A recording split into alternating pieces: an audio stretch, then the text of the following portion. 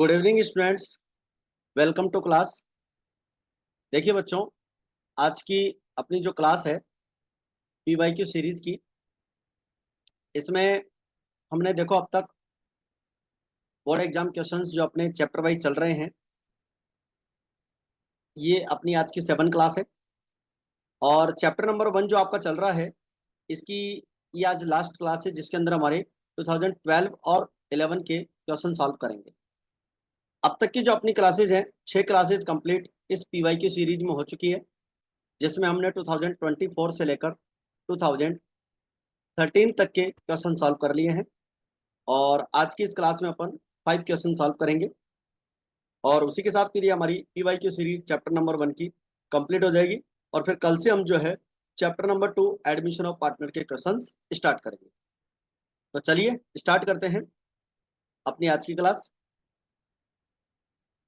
देखिए बच्चों, आज की क्लास में जो पहला क्वेश्चन आपसे पूछा गया है 2012 का, वो थ्योरी क्वेश्चन पूछा गया है।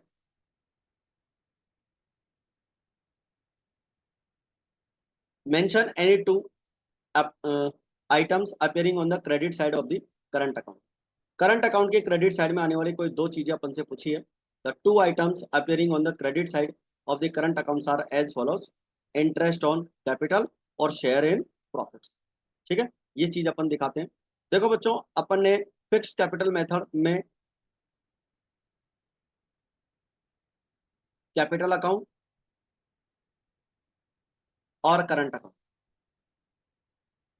दोनों अपन ने सीखे थे। तो आपको क्या करना है, इनके अंदर आने वाली चीजें याद कर लेनी है अच्छे से, क्योंकि एग्जाम में क्वेश्चन पूछा जाता है फिक्स कैपिटल मेथड में भी और fluctuating capital method. Fluctuating capital method में अपन एक ही अकाउंट बनाते हैं, कैपिटल अकाउंट। ठीक है, तो उसके अंदर आने वाली चीजें भी अपने को याद होनी चाहिए, डेबिट में कौन सा आता है, क्रेडिट में कौन सा।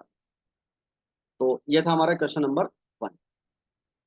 इसके बाद में बच्चों, the firm of Girish, Jinesh and Manoj made a profit 50,000 in the year 2011 which was divided among the partners in the ratio 5:3:2।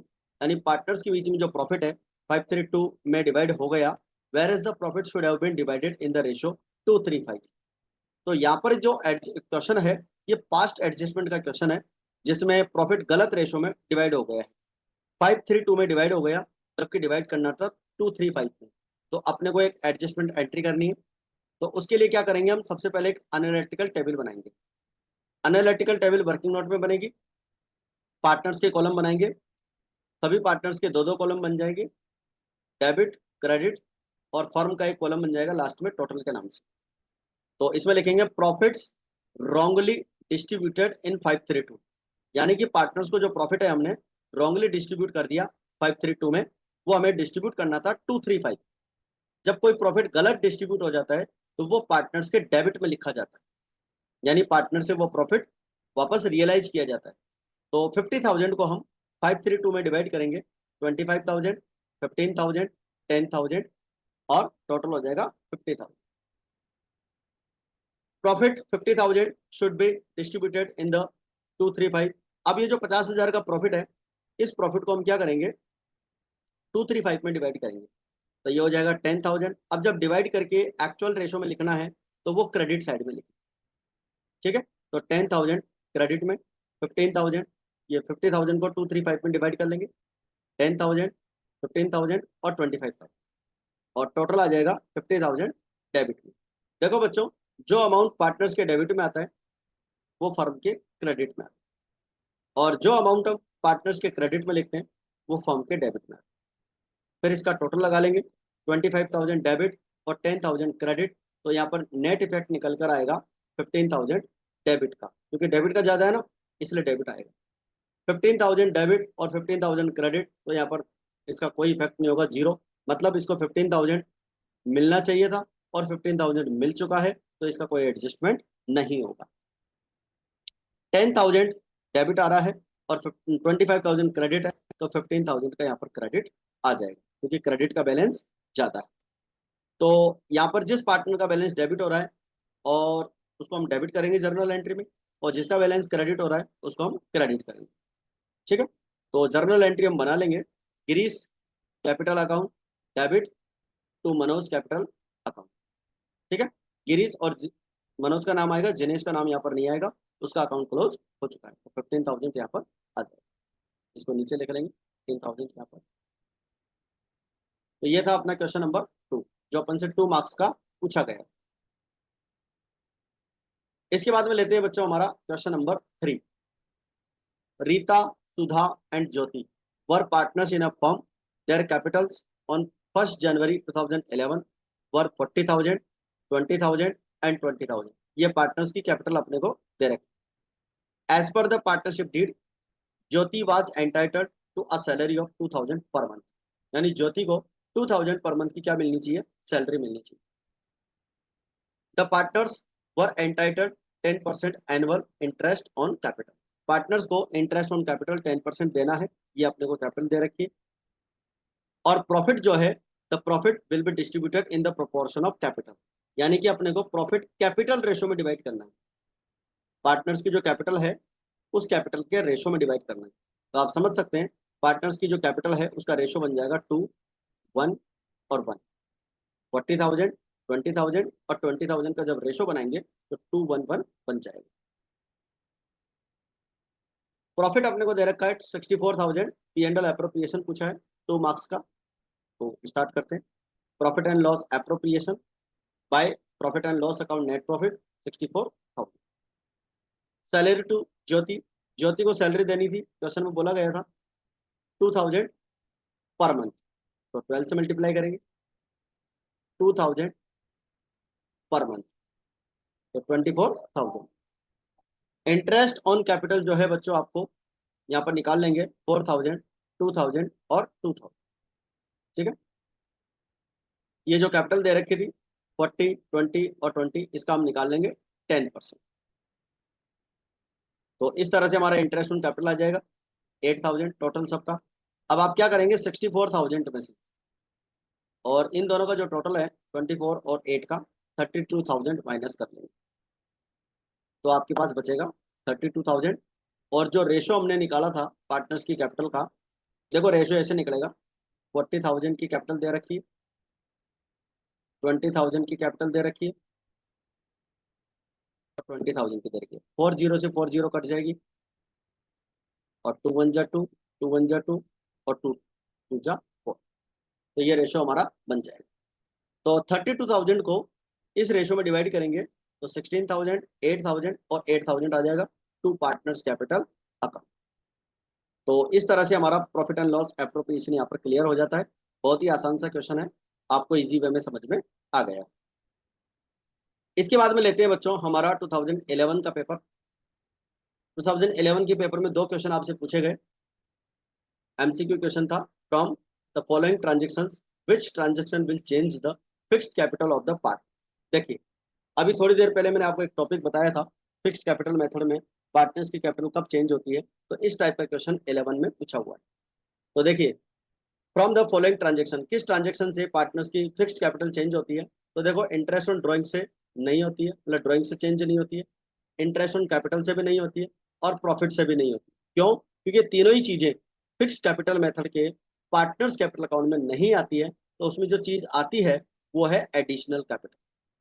तो पार्टनर्स की जो कैपिटल फिक्स्ड कैपिटल में जो चेंज होगा वो एडिशनल कैपिटल की वजह से होगा। तो आई थिंक आपको ये समझ में आ गया है। इसके बाद में है हमारा question number 2। Asha and Lata are partners in a firm sharing profits in the ratio 2:1। They admitted Usha for 1/4 share in the firm. Usha was given a guarantee for minimum profit 12,000। Usha को जो है मिनिमम 12,000 का प्रॉफिट मिलेगा और उसका शेयर है 1/4, which will borne by the both partners in equal ratio. अगर guarantee amount में कोई कम पड़ेगा तो दोनों पार्टनर्स इक्वल डिस्ट्रीब्यूट करेंगे। For the year ended 2010 31 March profit 40,000 का दे रखा है और प्रॉफिट का डिस्ट्रीब्यूशन करना है, profit and loss appropriation account बना है। तो चलिए स्टार्ट करते हैं। Profit and loss appropriation by profit and loss account 40,000 net profit. Net profit 40,000 है बच्चों। अब आप क्या करेंगे, सबसे पहले देखो सुनो ध्यान से, इस 40,000 का आप 1/4 निकाल लीजिए। ये जो न्यू पार्टनर है उषा, उसका शेयर है 1/4, तो आपने 1/4 निकाल लिया। ठीक है, इसका 1/4 हो जाएगा 10,000, और 10,000 आप उषा के सामने लिख देंगे। इससे पहले to partners capital share of profit आप लिखेंगे। अब 40,000 में से हम 10,000 जो उषा को हमने अभी दिया है ये माइनस कर, तो हमारे पास बचेगा 30,000, और इसे हम ओल्ड पार्टनर्स जो है हमारे आशा और लता, उसका रेशियो 2:1 दे रखा है, उसमें डिवाइड कर लेंगे 20,000 और 10,000।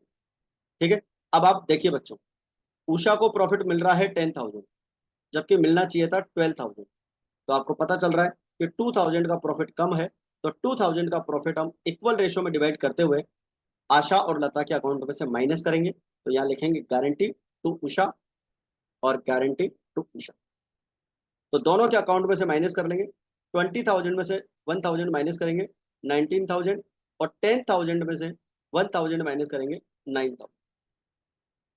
उषा का शेयर हो जाएगा 10, 1 और 1, ये यहाँ पर प्लस करते हैं।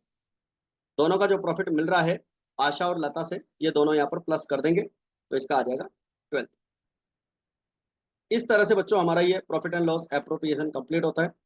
और इसी के साथ हमारे आज की जो पीवाई की सीरीज है हमारी चैप्टर नंबर 1 की, इसी वीडियो के साथ कंप्लीट हो जाती है। इसकी हमारी टोटल 7 क्लासें आ चुकी हैं, और इसके अंदर जो है हमने 41 क्वेश्चन सॉल्व किए हैं।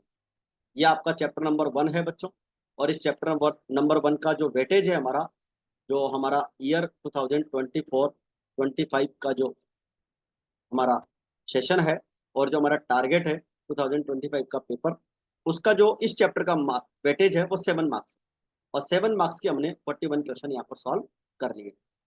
तो देखिए बच्चों, अगर आप अपने एनसीईआरटी बुक के इस चैप्टर के क्वेश्चन अच्छे से सॉल्व कर लेते हैं, तो लगभग मान के चलिएगा अपने इस चैप्टर के 150 क्वेश्चन हो रहे हैं आपके। 43 तो इसके न्यूमेरिकल क्वेश्चन है, 14 इसके जो है हमारे इलस्ट्रेशन है, और लगभग 20 से 25 क्वेश्चन जो है हमारे डू इट योर सेल्फ वाले भी हैं।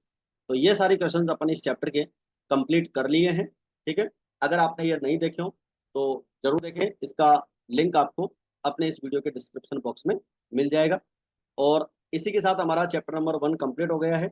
चैप्टर नंबर 1 की आपकी 2 क्लासें हो गई, एक आपकी 8 बजे हमारी जो एनसीईआरटी की क्लास आती है उसके साथ आई है, जिसकी 15 क्लासें अपन ने अपलोड की हुई है।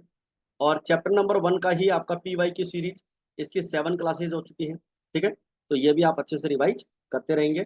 तो कल से अपन चैप्टर नंबर 2 की PYQ सीरीज स्टार्ट करेंगे। तो आज के लिए काफ़ी इतना, मिलते हैं फिर नेक्स्ट क्लास में। जय हिंद, जय भारत।